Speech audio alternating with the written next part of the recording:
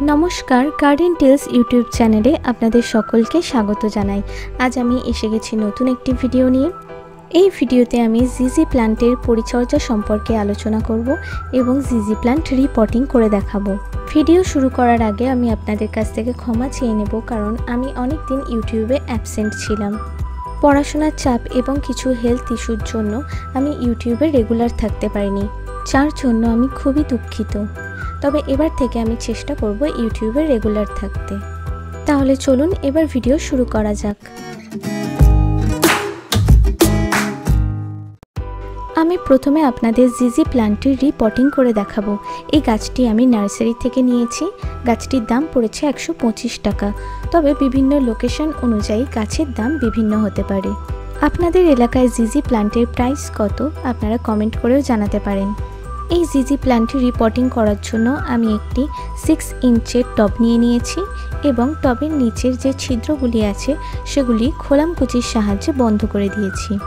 এবার টবে কিছুটা মাটি দিয়ে গাছটি বসিয়ে তারপর মাটি ভর্তি করে দেব। জিজি প্ল্যান্টের জন্য টব অবশ্যই ওয়েল ড্রেনড হতে হবে। টবে যাতে কিছুতেই জল না জমে সেদিকে খেয়াল রাখতে হবে। মাটি তৈরির জন্য আমি নিয়েছি 1 ভাগ বাগানের মাটি, 1 ভাগ বালি, 1 ভাগ কোকোপিট এবং 1 ভাগ জৈব সার।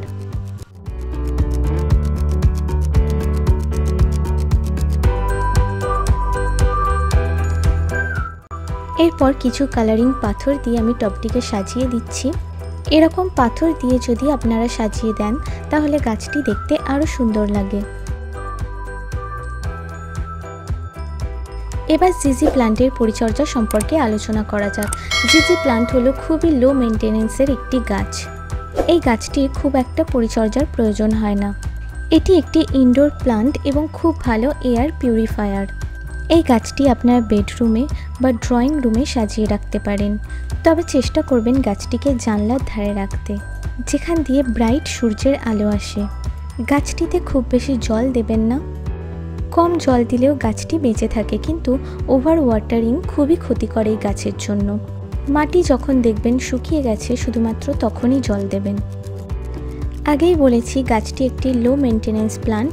আপনারা 2 থেকে 3 মাস অন্তর গাছটিতে ফার্টিলাইজার দিতে পারেন। গাছটি থেকে চারা তৈরি করাও খুব সহজ। গাছটির ডাল থেকে বা মাটির নিচে কিছু আলুর মতো অংশ আপনারা দেখতে পাবেন, যেগুলিকে বলা হয় রাইজোম। ওই রাইজোম থেকেও আপনারা নতুন চারা তৈরি করতে পারেন। এই গাছ থেকে কিভাবে চারা তৈরি করতে হয় সেই বিষয়েও আমি পরে একটি ভিডিও আপলোড করব। একটি ভিডিওতে সমস্ত কিছু বলা সম্ভব নয়। আমি আপনাদের ছোট্ট ভিডিওতেই অনেকটা ইনফরমেশান দিতে চেষ্টা করি। গাছটি আমরা ঘরে সাজিয়ে রাখি, কিন্তু অনেক সময় দেখবেন গাছের পাতার উপর ধুলো জমে গেছে।